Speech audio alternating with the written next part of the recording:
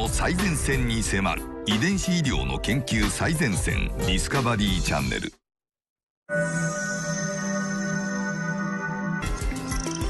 But is every one of us truly prepared to predict our own future?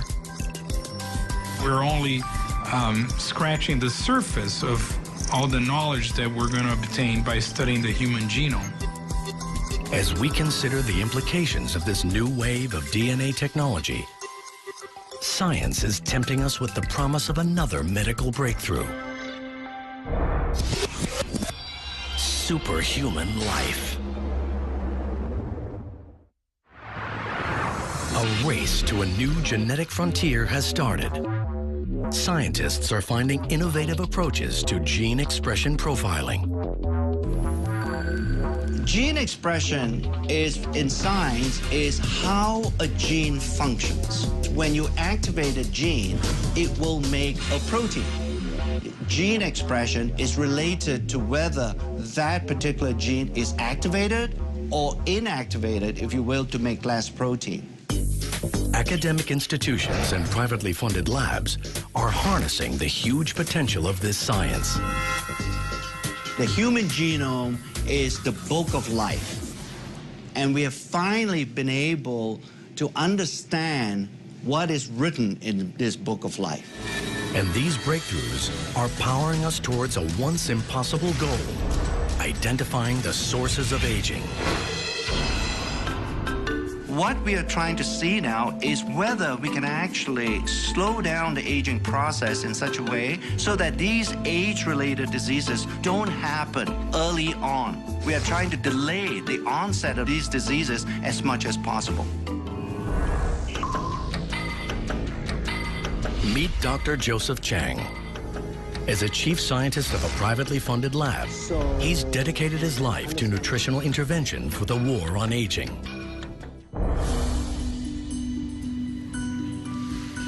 I experienced in my lifetime the death of my father about 3 years ago. He never had a good quality of life for 10 years before his death. And I began to wonder, can a person maintain an optimal quality of life throughout his or her lifespan? In these commercial labs, Dr. Chang is searching for a way his company can restore our bodies to a more youthful setting. Through our scientific studies and to our research, we are beginning to understand there are certain groups of genes that are very important in aging. Instead of just talking about groups of genes, we thought by coining a term such as youth gene clusters, it would give a better definition of what we're trying to do in our research. Within the clusters, he is looking for genes that regulate aging. If you somehow change the gene expression profile of youth gene clusters, it has either a positive or a negative impact on biological aging. He becomes interested in youth gene clusters related to mitochondria, tiny structures in our cells. These are miniature motors that fuel our bodies, maintaining our energy levels from cradle to grave. Yeah, the mitochondria, like the battery, does drain over time. If we don't recharge the mitochondria battery, we won't have the energy needed to run the cell. And if the mitochondria doesn't function optimally, then these early signs of aging begin to appear. Advancements in science enable Dr. Chang to probe at DNA's frontier. He's trying to restore mitochondrial function using gene expression technology. So when we talk about resetting, we're not talking about structurally changing these genes. We are really resetting the activity or the gene expression profile of age-related genes. We're beginning to understand there is a certain gene expression profile that exists when you were in a very youthful state. But as you age over time, that gene expression profile changes. We want to make sure that a gene expression profile stays as close as possible to what you had when you were a 20-year-old. On the other side of the world, partnering with Dr. Chang at a sister lab, is Dr. Josh Zhu. He's using his knowledge of the natural world to battle aging with the most unusual of ingredients. The scientist believes that he is getting close to discovering the key to resetting mitochondrial gene expression with the help of a fungus called Cordyceps sinensis. Cordyceps sinensis is a fungal product, a natural product. It's just similar to any kind of a mushroom. But this is no ordinary fungus. In the wild, it grows on the heads of live caterpillars from a range of remote mountains in Tibet. After years of correctly formulating the right blend through a fermentation process, Dr. Zhu is ready to take Cordyceps sinensis out of the lab and begin observational studies to discover its true power. His studies have found that after taking Cordyceps sinensis, their exercise performance capability improved. Cordyceps sinensis shortened recovery period and improved cardiovascular function. Cordyceps sinensis drastically heightens endurance and energy metabolism and fights fatigue. The results indicate that Cordyceps sinensis could potentially counteract the strains of daily life that lead to aging. We can see a Cordyceps sinensis not really just extend the lifespan, but healthy lifespan. We proved Cordyceps sinensis is really anti-aging herb. Dr. Zhu's Cordyceps sinensis research is added to other blended ingredients to create Dr. Chang's anti-aging compound. This is the first time ever where some of these natural ingredients, by using modern scientific methods, to demonstrate that it can actually extend lifespan. Scientific experiments at academic and commercial labs show that our genes do not control our fate. Our research is beginning to reveal the reality that the aging process is most likely a symphony that is being played in the body. And in order to play that symphony extremely well, you need an orchestra of genes being somewhat cooperating with each other to make sure that the aging symphony doesn't get out of tune. Gene expression technology is revealing a path to healthier lives for all of us. But there is a catch. With the world swelling to over 7 billion people and many developing severe conditions in their later years, 2 experts are turning to mankind's closest relatives. And helping them is a tiny technological invention.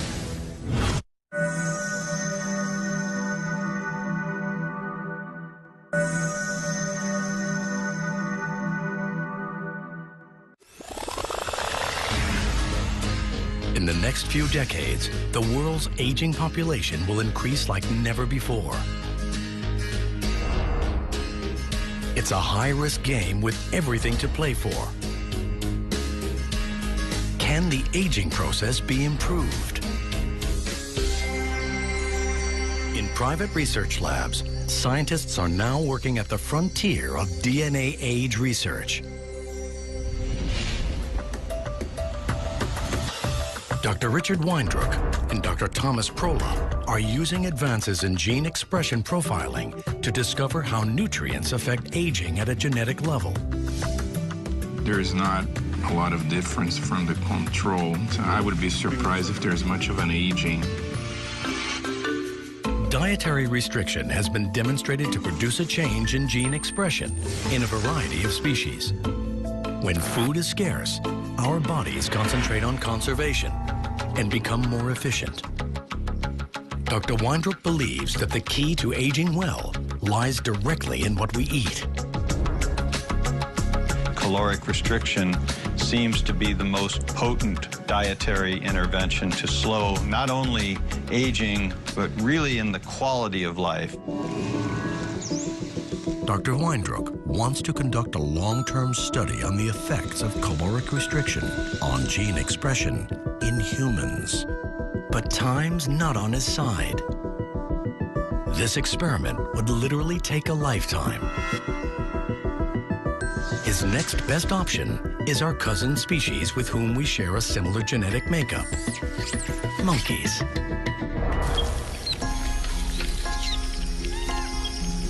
In 1989, 76 healthy rhesus monkeys were divided into two groups. One group was allowed to eat freely, while the other was put on a ration diet.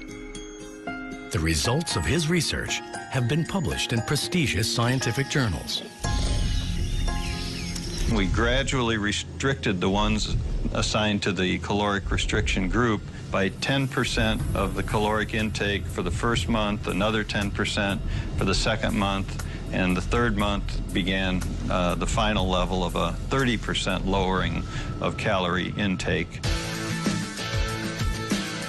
This scientific research was without guarantee of any significant results. But Dr. Weindruck persisted. Rhesus monkeys can live up to 40 years. That's a long, long time to wait to get a result for an experiment. But Dr. Weindruck and his team were determined to better understand the benefits of caloric restriction. Over the years, they monitored the monkeys and reviewed changes in health and signs of aging. After 2 decades of research, the results are stunning. The diet-controlled monkeys are healthier and living up to 20% longer. Results show that the caloric-restricted monkeys have an astonishing 3-fold decrease in age-related diseases. It's through gene expression profiling that scientists can determine how caloric restriction has improved the primate's aging. The effects of caloric restriction are clearly dramatic. Finding that these effects occur in primates and therefore most likely also occur in humans is really a major breakthrough. But there is a big obstacle. Because the research on monkeys takes so long, Dr. Prola and Dr. Weindruck decide to simultaneously work on gene expression in mice. This allows them to conduct more studies in a relatively shorter period of time. Dedicating decades of research work to a single experiment has been daunting, but now an even bigger challenge lies before them. When you think about the fact that we use a large number of animals, these numbers quickly add up to hundreds of millions of data points. The results are gathered together to create one of the world's largest aging and caloric restriction gene expression databases. With millions of genetic data points, a solution to accessing all this information is found in a single powerful database that employs cutting-edge gene chip technology. A powerful new tool in gene expression profiling. Each chip contains all 20,000 plus genes in the mouse genome. This database allows scientists to interpret their findings on a global scale.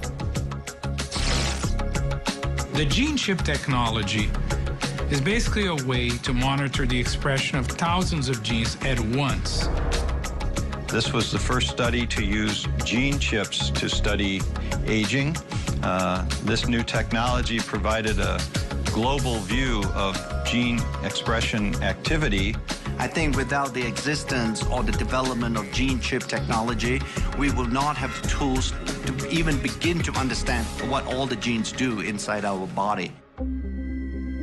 They're searching for nutrients that imitate the positive effects of caloric restriction, but without restricting calories.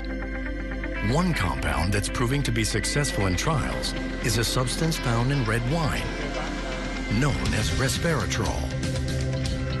What we're trying to do at LifeGen is to identify nutrients that have this ability of caloric restriction to change the activity of genes in a way that will slow down the aging process. So individual nutrients may have on their own mild effects, but when combined, we'd hope to find mixtures of nutrients that are going to have a much stronger effect.